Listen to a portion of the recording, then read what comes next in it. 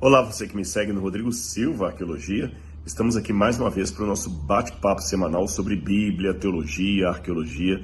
E você sabe, esses dias eu estou fora do Brasil, estou no Oriente Médio, eu estava no Egito, acabei de chegar agora no Líbano, então resolvi dar um presente para você. Você já ouviu falar na história do povo de Deus? Foi uma programação, uma experiência maravilhosa que eu vivi e partilhei com muitas pessoas. Como a gente pode compreender a história dos patriarcas de uma maneira diferente? Então eu pedi à minha equipe para disponibilizar para vocês hoje o primeiro episódio de A História do Povo de Deus. Então assista, veja se você gosta do conteúdo, deixe os comentários aqui e se você quiser continuar assistindo o resto da série, é só você clicar no link abaixo. Um grande abraço e bom proveito!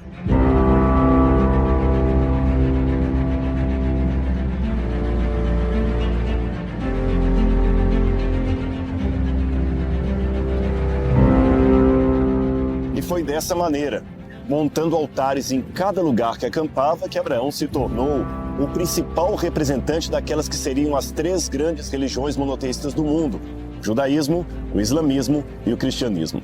Mas isso não foi desde o começo. Na verdade, o pai da fé, como ficou conhecido, só aceitou o chamado de Deus depois dos 70 anos de idade. Antes disso, Abrão era apenas um homem rico e respeitado que vivia entre os idólatras na rica cidade de Ur dos Caldeus.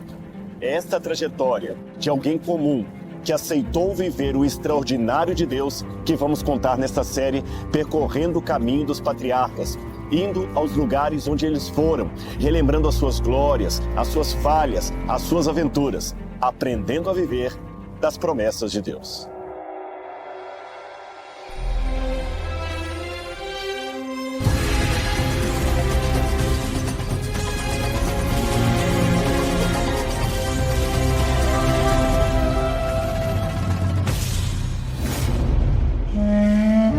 Esse é o principal significado de Harã, que foi uma importante cidade da Síria, já povoada 3 milênios antes de Cristo.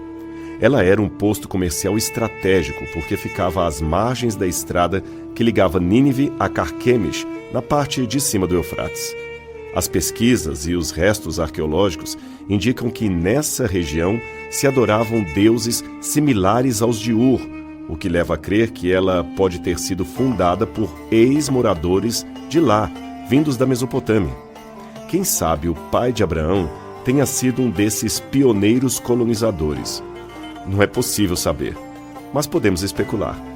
Essas casinhas típicas e antigas são ainda bem conservadas e Padã Arã está na fila para se tornar patrimônio histórico da humanidade. Entender quem foi Abraão, ou no início apenas Abrão, e como ele obedeceu ao chamado do Salvador, é fundamental para compreender toda a história do povo de Deus, que pode ser considerada a partir do chamado desse patriarca.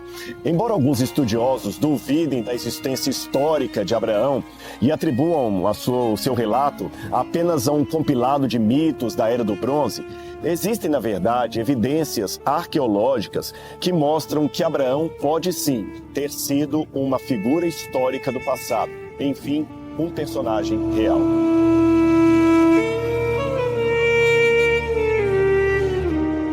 Um estudo literário do livro do Gênesis mostra que, na sua compilação de fatos, esse documento não tem as características de um ensaio mitológico, como aqueles que encontramos na Mesopotâmia, no Egito e mais tarde na Grécia. A Bíblia tem um caráter histórico. No livro do Gênesis, especificamente, você tem um relato de cronologias, nomes de lugares, fatos, referências a elementos históricos e legais no chamado período do Bronze, que é a época de Abraão. Quando eu digo período do Bronze, eu estou falando algo em torno do ano 2000 a 1700 a.C. Foi nesse meio tempo que viveu Abraão. Quando nós estudamos, por exemplo, os relatos de alguns atos que ele teve, nós podemos comparar isto com a legislação que encontramos, por exemplo, nas cartas, nos tabuletas de Nuzi, no Código de Hammurabi, nos códigos de Eshnuna e outros documentos legais da época. Também o hábito que ele tinha de montar barraca, continuar o acampamento, o fato de Sara entregar Agar para dormir com Abraão, tudo isto está de acordo com a cultura da época. Fora, é claro, o fato de termos hoje o povo de Israel, que é um indício que o seu patriarca, que o seu ancestral, de fato existiu. Doutra feita, de onde viriam os hebreus?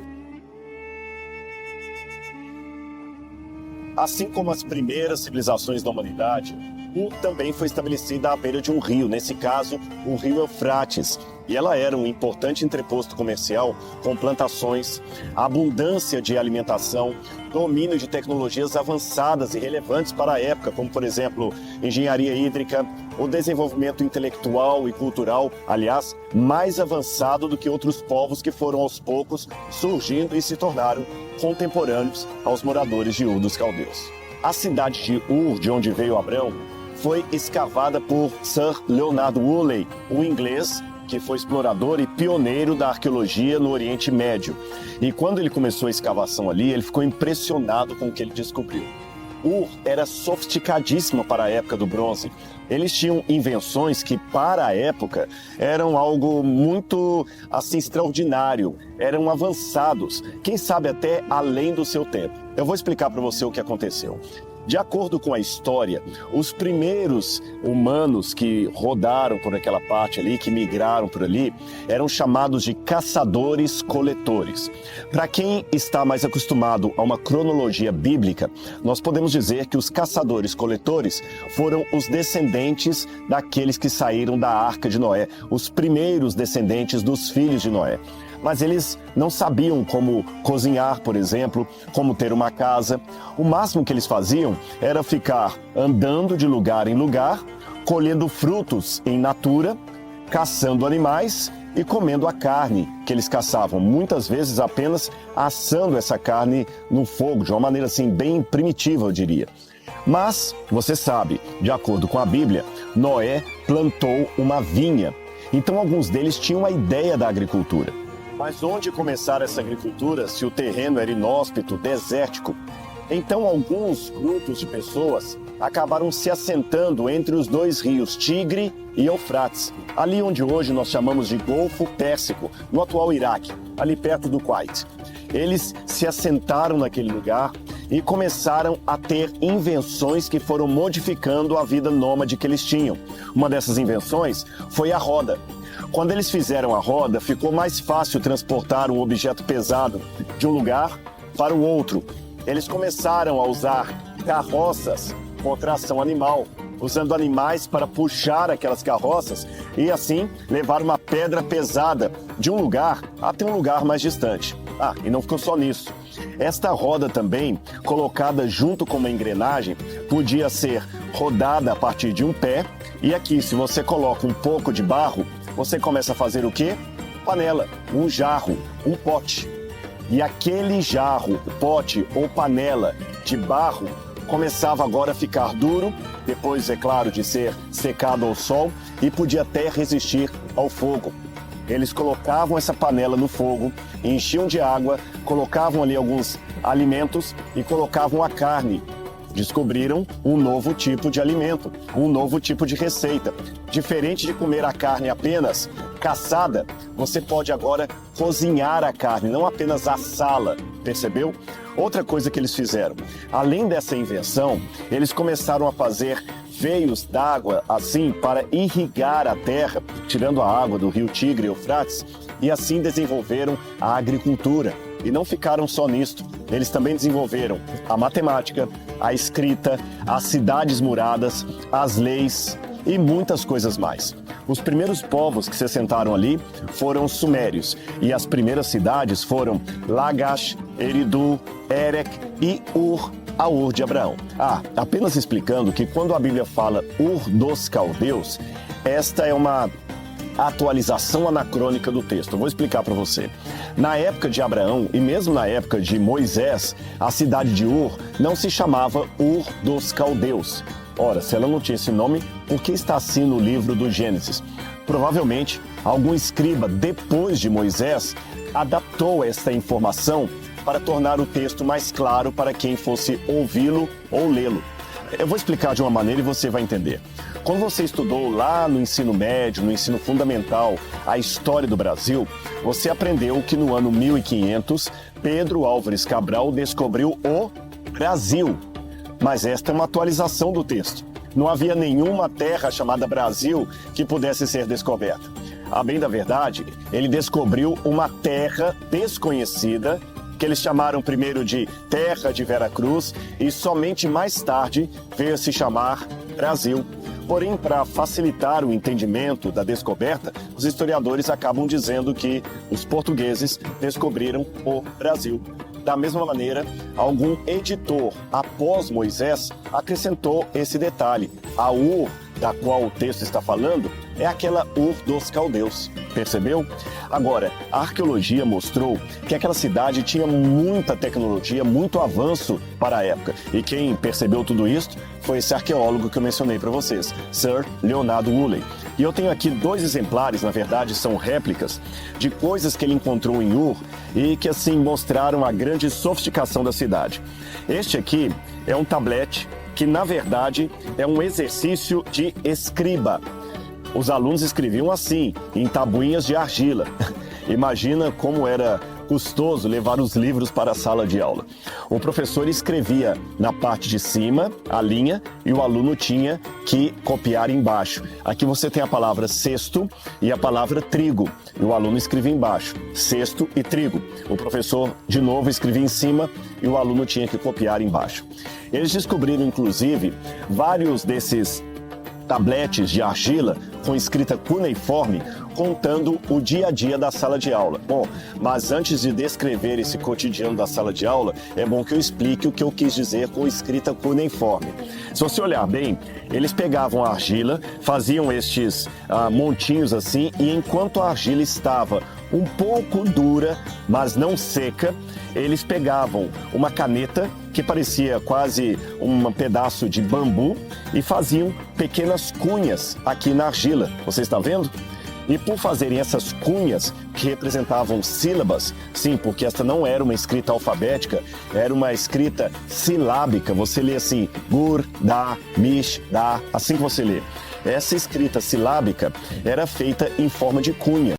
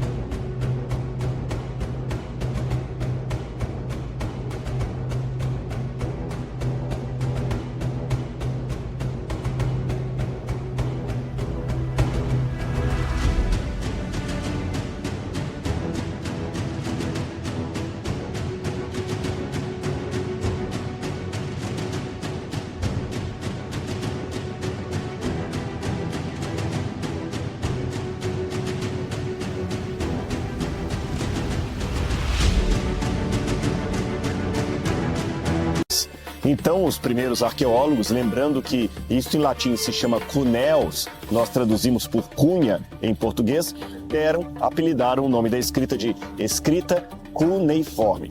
Mas preste atenção, não existe o idioma cuneiforme. O idioma era o sumeriano, depois o acadiano, o elamita, esses eram os idiomas falados. Cuneiforme era a forma com a qual eles reproduziam os sons desse idioma e escreviam seus textos. Entendeu? Bom, agora que você já sabe disto, fica fácil eu explicar o cotidiano da sala de aula, onde os alunos, escribas, aprendiam a escrever em forma de cuneiforme. A sala de aula era chamada de Casa das Tabuinhas ou Casa dos Tabletes de Argila, e o professor era chamado de pai da escola ou pai da casa. O professor também era tratado como pai. E uma situação que hoje seria completamente rejeitada é que o professor punia os alunos batendo neles quando erravam a matéria. E eles eram obrigados a escrever nos seus diários como foi aquele dia de aula e como eles apanharam por não terem feito corretamente o seu dever de casa. Você tem algumas histórias até interessantes e curiosas. Por exemplo, o professor me deu uma chibatada porque eu errei a lição. O outro professor me bateu porque eu falei sem permissão. O outro me bateu porque eu levantei sem pedir permissão. Eu me lembro até de um desses tabletes que conta de um aluno que escreveu para o pai uma redação pedindo ao pai que pagasse ao professor para não bater tanto nele.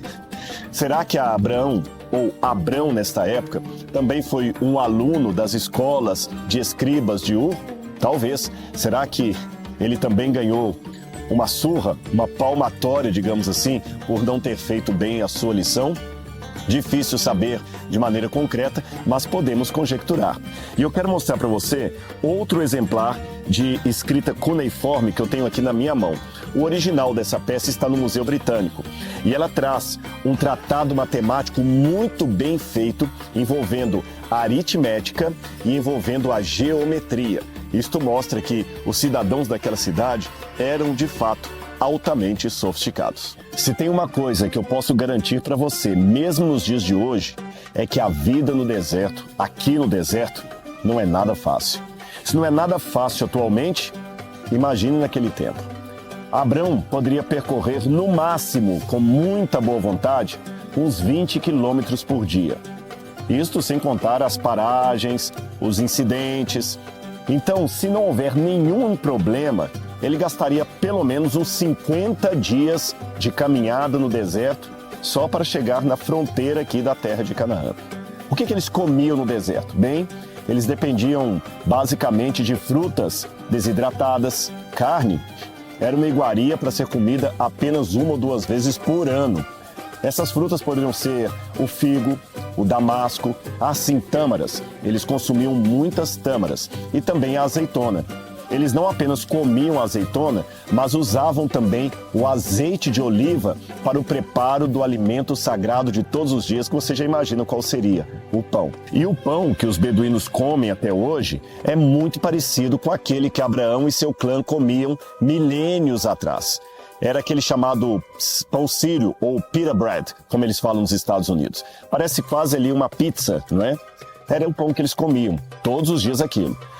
Eles também costumavam tomar sempre o leite de cabra e o iogurte de cabra e também fazer queijo do leite de cabra. Agora imagina que esse queijo era muito salgado para aguentar a temperatura no deserto, já que eles não tinham geladeira como nós temos hoje.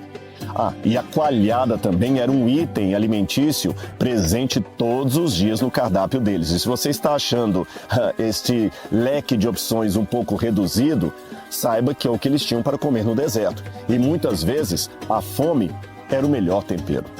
Agora imagine Abraão andando com mulheres, crianças, animais. Um clã deveria ter, normalmente, em média de 100 a 200 cabeças de ovelhas e cabras. Não, eles não tinham bois, não tinham vacas, não havia pastagem para esse tipo de animal. Alguns jumentos, alguns camelos, que eram os animais mais próprios para atravessar o deserto, e eles tinham a roupa que não podia ser trocada todo dia. Só para você ter uma noção, as pessoas comiam, elas faziam a sua refeição sempre em conjunto. E é claro que nem sempre o cheiro era dos mais agradáveis. Então, um dos requisitos de boas-vindas na hora de uma refeição era colocar na cabeça do visitante um pouco de azeite perfumado, de óleo. Aliás, é assim que está no Salmo 23. Unges minha cabeça com óleo, o meu cálice transborda. Preparas-me uma mesa na presença dos meus adversários. Tudo isto vivenciou o patriarca Abrão, depois chamado Abraão, quando ele andou por essas paragens. Uma pergunta que muita gente faz ao vir aqui para a Terra Santa, para a Terra de Canaã, é: onde está a promessa da terra que mana leite e mel? Em primeiro lugar, quando fala leite e mel, muitos pensam que se trata basicamente do mel de tamareira, feito da tâmara, e do leite de cabra, tá certo? É isso que eles tinham aqui em abundância. Agora, a promessa de Deus é que essa terra daria fartura desses 2 elementos. Eu sei, você está perguntando, mas isso não responde à minha questão. Deus não teria um lugar melhor para levar Abrão? Bom, raciocine comigo. Se ele fosse para um lugar paradisíaco, onde estaria a bênção de Deus? Onde estaria o milagre? O lugar paradisíaco poderia tornar tanto o patriarca como o seu clã acomodado. Ele não precisaria se esforçar para nada. Agora, o resultado da promessa de Deus era transformar uma terra inóspita num paraíso do Salvador. É isso que Deus muitas vezes quer fazer com cada um de nós. Nós esperamos que a promessa de Deus seja para nos levar ao oásis, mas Ele nos carrega para o deserto. Agora, quer você esteja num lugar farto ou num lugar sedento, se Deus está com você, você será farto.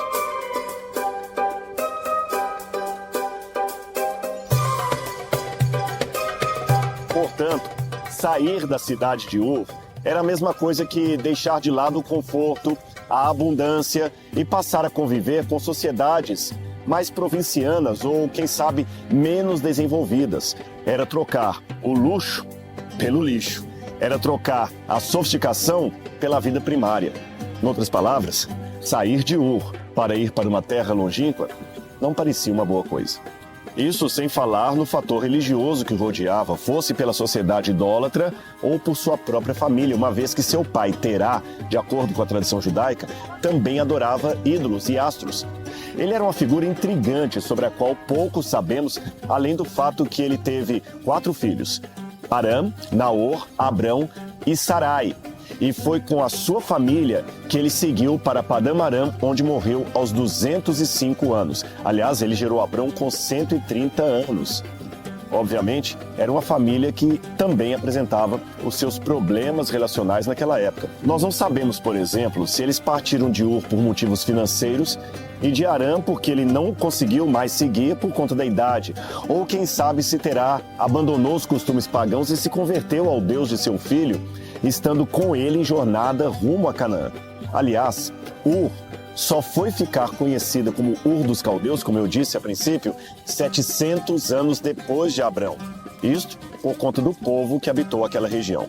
O fato é que esse percurso de aproximadamente 950 quilômetros custou muito para aquele senhor que já estava idoso. Foi finalmente em Arã que o chamado aconteceu de fato. Você pode ler isso em Gênesis capítulo 12, onde Deus pede que ele deixe a sua casa, a casa da sua parentela, e siga para a terra que Deus lhe daria. Aqui ainda não é mencionado o lugar, mas fica subentendido que Abrão sabia qual a direção seguir. Esta parte no livro do Gênesis é descrita com uma expressão idiomática do hebraico que até hoje se tornou popular entre muitos judeus religiosos. Quando Deus disse para Abrão, vai para a terra, Deus diz, Lech Lechá.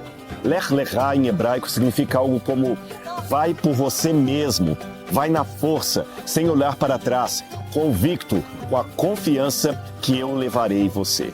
Essa expressão que acabou se tornando um ditado do judaísmo, Lech Lechá, é hoje o lema de muitas pessoas que, pela fé, se lançam para destinos desconhecidos para elas, mas conhecidos por aquele que as enviou.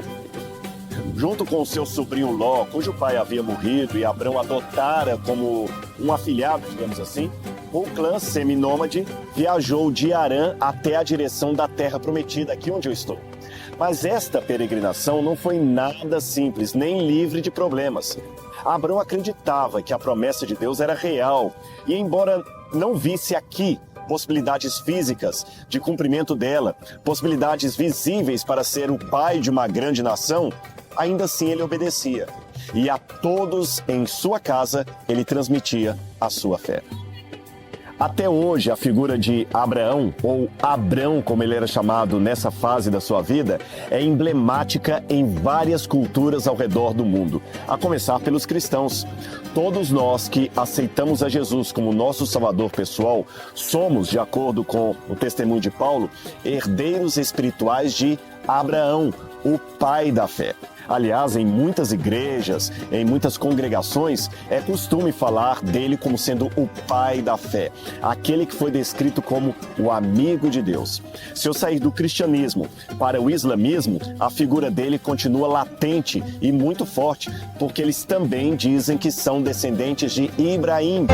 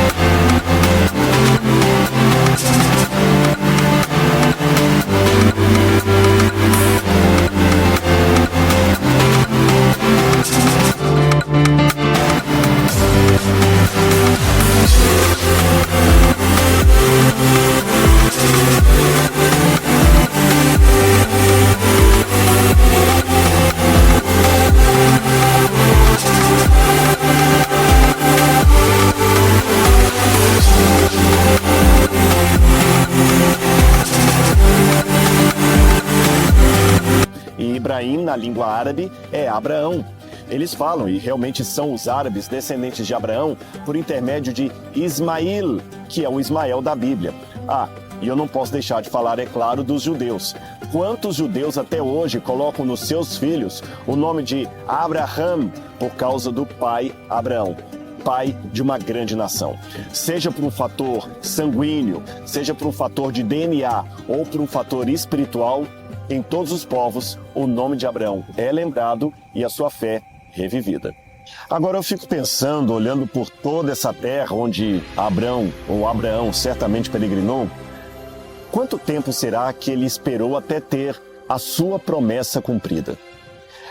Quanto tempo ele ficou aguardando por Deus? Será que a sua fé falhou?